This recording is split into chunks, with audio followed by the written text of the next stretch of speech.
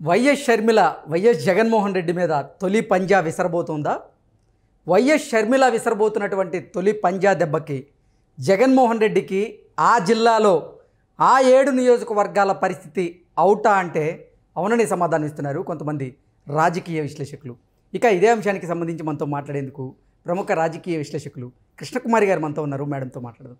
Madam నమస్తే. Madam నమస్తే. Madam, YS Sharmila గారు వైఎస్ జగన్మోహన్ రెడ్డి మీద తొలి పంజా విసిరేందుకు సిద్ధమయ్యారని, వైఎస్ షర్మిల గారు విసురుతున్నటువంటి ఈ పంజా దెబ్బకి జగన్మోహన్ రెడ్డి స్వస్థలం అయినటువంటి ఆయన జిల్లాలోనే 7 అసెంబ్లీ నియోజకవర్గాలు అవుట్ అంటూ కూడా ఒక వార్త ఇప్పుడు సోషల్ మీడియాలో చక్కర్లు కొడుతూ ఉంది.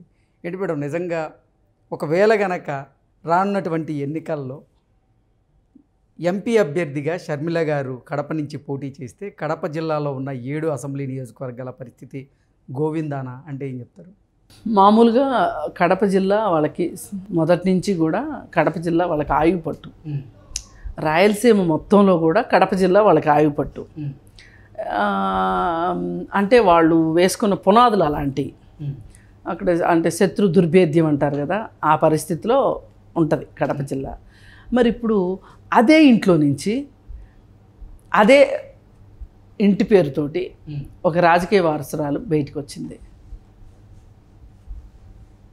వైఎస్ రాజకీయ వారసురాల్లాగా షర్మిల బయటకు వచ్చింది.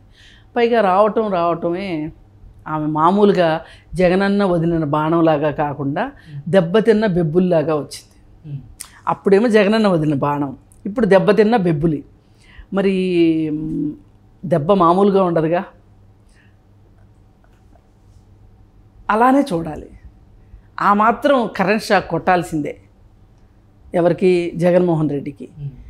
ఎందుకంటే ఆ రోజు ఆమె పాదయాత్రని కన్వీనియంట్గా ఆపించాడు జైల్లో కూర్చొని. అంటే ఈ విపరీత మనస్తత్వం ఉన్న వాళ్ళకి ఎలా ఉంటుంది అంటే, వాళ్ళు చెప్పినప్పుడు చెయ్యాలి, ఆపాలి. చెయ్యమనడానికి వాళ్ళదైన కారణాలు వాళ్ళకు ఉంటాయి, ఆపటానికి కూడా వాళ్ళదైన కారణాలు వాళ్ళకు ఉంటాయి. అంటే ప్రతిసారి మొత్తం నేనే డెసిషన్ మేకర్ని, అంటే నేను చెప్పినట్టు నువ్వు నడుచుకోవాలి, ఎళ్ళు నా బాణాన్ని అని చెప్పు, ప్రజల్లో తిరుగు అని చెప్పి అతనికి సీట్లు ఓట్లు రావటానికి కారణమైంది, అధికారంలోకి రావటానికి షర్మిల కారణమైంది. అయిపోయిన తర్వాత అక్కర్లా, నేను చెప్పినట్టు వింటేనే విను, నేనేం చేసినా భరించి నేను చెప్పినట్టు వినాలి. అసలు నీ సవరణలో నీ ముక్తాయింపులు అక్కర్లా మాకు, నువ్వు నేను చెప్పినట్టు వినాలి. నీకు నష్టం జరిగినా ఏం జరిగినా నొప్పైనా ఏమైనా సరే, నీ కాలుకి దెబ్బ తగిలింది అని చెప్పి ఆపరేషన్ చేయించుకోవాలన్నా,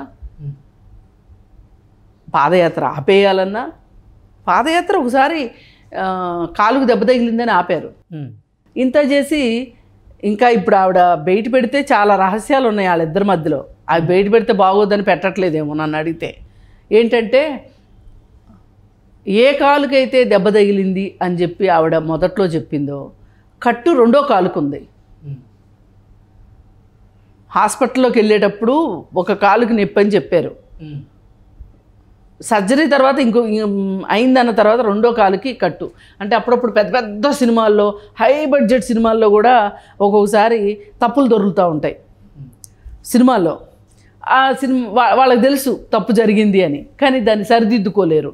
అందుకని ఏం చేస్తారు అంటే, దీన్ని పెంచుకోవడం కోసం, ఆ సినిమాని ఎక్కువ మందికి చూపించడం కోసం కింద ఒకటి వేస్తారు, ఈ సినిమాలో కొన్ని తప్పులు ఉన్నాయి కనిపెట్టండి అని. అంటే ఏం చేస్తారు, మళ్ళీ వెళ్ళి చూస్తారు ఆ తప్పులు కనిపెట్టడానికి. అట్లాగే ఇక్కడ కూడా ఆమెని చెయ్యమనేది ఈయనే, ఆపమనేది ఈయనే, మళ్ళీ కొనసాగించమని చెప్పేది ఈయనే. ఇలా ఇన్ని రకాలుగా షర్మిల జీవితంతో ఆడుకున్నాడండి. కరెక్ట్గా ఎలక్షన్ల ముందు కావాలంటే చూడండి, ఇప్పుడు సోషల్ మీడియాలో 100 వస్తాయి, ప్రత్యర్థులు రకరకాలై పెడతారు. ఒక్కొక్కసారి ప్రత్యర్థులే కాదు, సొంత పార్టీ వాళ్ళు కూడా పెడతారు సానుభూతి కోసం. అలా పెట్టిన వాటి గురించి ఆమెతో కంప్లైంట్ చేయించావు కదా, ఆమె స్వయంగా రాసింది కదా, నా మీద చాలా అసభ్యకరమైన రాతలు రాస్తున్నారు, రాసేది టీడీపీ వాళ్ళే, వాళ్ళ మీద చర్యలు తీసుకోండి, కానీ టీడీపీ అధికారంలో ఉంది కాబట్టి ఇక్కడ నాకు న్యాయం జరగదు, హైదరాబాద్లో అయితే నాకు న్యాయం జరుగుతుంది అని హైదరాబాద్ వచ్చి కేసు పెట్టింది షర్మిలే కదా. ఆమె పెట్టేదే అయితే గనక కేసు ఎప్పుడో పెట్టుండేదిగా, ఎలక్షన్ ముందు ఎందుకు పెడుతుంది కేసు?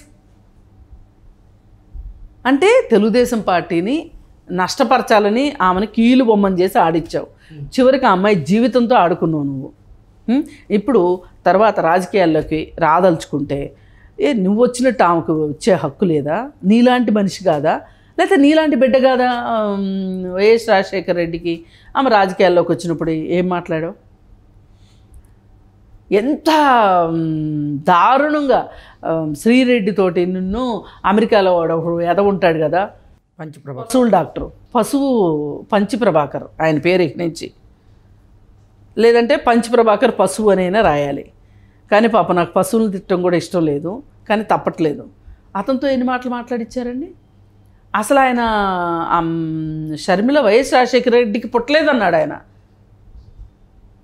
అంత మాట అనేసి ఆమె ఇంటి పేరు ఏదో వెలికి తీసి మురుసుపల్లి షర్మిల శాస్త్రి అని ఒక నామకరణం చేసి, నువ్వెవడవిరా అసలు? ఆమె ఏం పేరు పెట్టుకోవాలో నువ్వెవడవి అసలు చెప్పడానికి? ఆ అమ్మాయి ఇష్టం, అమ్మాయి ఇష్ట ప్రకారం పెట్టుకుంటుంది, ప్రతి ఒక్కరికి ఆ హక్కు ఉంది, వాళ్ళ ఇష్టం. వాళ్ళ కుటుంబ సభ్యులకి వాళ్ళ ఫాదర్కి లేని అది నీకెందుకు? ఆమె వైఎస్ రాజశేఖర రెడ్డి బిడ్డ కాబట్టే రెడ్డి అని పెట్టుకుంది, అందుకాబట్టే వైఎస్ అని పెట్టుకుంది. ఇప్పుడు నీకు అభిమానం చాలా ఎక్కువైపోయింది కదా, నువ్వు నీ బిడ్డలకు వైఎస్ అని పెడతావు, మరి పెట్టు, మరి బాగుంటుందేమో చూద్దాం. ఇట్లా తిట్టించావు. ఇదంతా నీకు అనుసరణలోనే జరిగింది. నీ సాక్షి మీడియాలో పిచ్చి రాతలు రాయించావు. ఆఖరికి పాత రోజుల్లోనే, అంటే ఇవి ఎప్పటి నుంచో ఈ డ్రామా కొనసాగుతూనే ఉంది. షర్మిలకు అర్థం కావడానికి చాలా సమయం పట్టింది. అసలు ఈమె చేసే పాదయాత్రల మీద కవరేజ్ కూడా తక్కువ. కొన్ని సందర్భాల్లో ఈనాడు పేపర్లో వచ్చినంత కవరేజ్ కూడా సాక్షిలో రాలేదు ఒకానొక సందర్భంలో. ఇట్లాంటి పరిస్థితులు మీరు కల్పించి షర్మిలకి, ఇప్పుడు మళ్ళీ షర్మిల రాజకీయాల్లోకి రావద్దు, నేను చెప్పినప్పుడు ఇంట్లో కూర్చోవాలి, నేను చెప్పినట్టు చెయ్యాలి, పైగా వస్తే గిస్తే నా పార్టీలోకి రావాలి కానీ కాంగ్రెస్ పార్టీలోకి వెళ్ళటం ఏంటి? పైగా దీనికి మొత్తానికి డైరెక్షన్, స్క్రీన్ ప్లే మొత్తం చంద్రబాబు నాయుడుది, టీడీపీ వాళ్ళదే అని. అసలు నా చెల్లెళ్ళు ఇద్దరు మంచోళ్ళు, ఆణిముత్యాలు, ఈ ఆణిముత్యాలని చెడగొట్టింది చంద్రబాబు నాయుడు అన్న లెవెల్లో మాట్లాడుతున్నాడు. అసలు ఆణిముత్యాలు అయితే నీ దగ్గర నుంచి ఎందుకు బయటకు వస్తాయి? అసలు చంద్రబాబు నాయుడుకి అంత స్కోప్ ఎట్లా వస్తుంది? నువ్వు సరిగా ఉంటే, నువ్వు సరిగా లేవు కాబట్టే కదా ఇదంతా జరిగింది. అందుకని ఏ రకంగా చూసినా కానీ ఈవేళ మీరు అన్నారే పంజా విసరబోతుంది అని, తొలి పంజా కాదండి, ఇప్పటికే చాలా పంజా దెబ్బలు అయిపోయినాయి. అసలు ఆమె బయటకు వచ్చి నోరిప్పడమే మొదటి పంజా దెబ్బ. అంటే అసలు రాజకీయంగా చిత్తు చేయడానికి ఇప్పుడు అసలు అభ్యర్థుల జాబితాని కరెక్టే, మీరు అన్నది కరెక్టే ఒక రకంగా. కానీ ఆల్రెడీ ఆమె బయటకు వచ్చి మాట్లాడటంతో, సునీతకి మద్దతు తెలపటంతో, అలాగే కాంగ్రెస్ పార్టీలో చేరటంతో అన్ని వరుసగా షర్మిల వైపు నుంచి ఎదురు దెబ్బలే తగులుతున్నాయి. చాలా సందర్భాల్లో చాలా రకరకాలుగా సామభేద దాన దండోపాయాల్లో ఆమెను రాజకీయాల్లోంచి విరమించుకోనేటట్లు చెయ్యాలి అని జగన్మోహన్ రెడ్డి చెయ్యని ప్రయత్నం లేదు. అన్ని ప్రయత్నాలు చేశాడు. అన్నీ అయిపోయిన తర్వాత ఇప్పుడు విమర్శిస్తున్నాడు. ఇప్పుడు విమర్శించి ఇప్పుడు కూడా నోటుకొచ్చినట్టే మాట్లాడుతున్నాడు. సరే, ఏది ఏమైనప్పటికీ ఆమె ఇప్పుడు అవినాష్ రెడ్డి పైన పోటీ చేయబోతుంది కాంగ్రెస్ అభ్యర్థిగా. ఆమెకి ఈ రోజుకి తెలుసు కదా, ఒకప్పుడు జగనన్న వదిలిన బాణం అని తెలుసు కదా, ఎంతో కొంత అన్నకి ఇతోధికంగా సాయం చేసింది. అన్న అధికారంలోకి రావటానికి ఆమె నడుం కట్టుకుంది. అన్న వెళ్ళి జైల్లో కూర్చుంటే చెల్లెలు ఆ బాధ్యత తీసుకుంది, పార్టీని నడిపింది అనే ఒక విషయం అయితే అక్కడ ప్రజలకు తెలుసు కదా. మరి అలాంటి చెల్లికి, అంత చేసిన చెల్లి ఎందుకు రివర్స్ అయింది అనేది కూడా ఆలోచించడంత అమాయకులు అయితే ఎవరు ఉంటారు కదా. ఇది మొత్తం ఆమె పార్లమెంట్ నియోజకవర్గం మొత్తం కనుక ఆలోచించింది అనుకోండి, అప్పుడేంటి జమ్మల కడప జిల్లాలో వైఎస్ఆర్సీపీ ఖాళీ అంటారా? ఖాళీ. ఇప్పుడు బద్వేలు, జమ్మలమడుగు, మైదుకూరు, ఇప్పుడు ఇవన్నీ ఉన్నాయి కదా, కమలాపూరు, వీటన్నిటిలో ఆమె తిరుగుతుంది కదరా ఇప్పటి నుంచి. తిరిగినప్పుడు ఏం జరుగుతుంది? ఆమె మాట్లాడుకోకుండా ఉంటుందా? ఆమెను మాట్లాడనీయకుండా వీళ్ళే ఉంచరు. వీళ్ళు ఏదో ఒకటి సవాల్ విసురుతారు, ఆమె సమాధానం చెప్తుంది, ప్రతి సవాలు విసురుతుంది. మరి విసిరినప్పుడు ఎవరిది పై చేయి అవుతుంది? ఆమె అడుగుతుంది కదా, నువ్వు అధికారంలో ఉన్నావు కదా, చిన్నాన్నను చంపిన హత్యని నువ్వు ఎందుకు బయటికి తీయలేదు? అసలు నీ ఇంట్రెస్ట్ ఏంటి దీంట్లో? నీకేంటి కావాలి చిన్నాన్న చావుతోటి? మరి 5 ఏళ్ళు అధికారంలో ఉండి నువ్వు అది ఏమి చేయలేకపోయావు అంటే ఏమనుకుంటారు ప్రజలు? ఏమనుకుంటారు ప్రజలు? ఈ విధంగా అయితే ఆలోచిస్తారు కదా. నియోజకవర్గం అంతా తిరుగుతుంది అప్పుడు. అది అందుకని మీరు అన్నది చాలా పర్ఫెక్టు.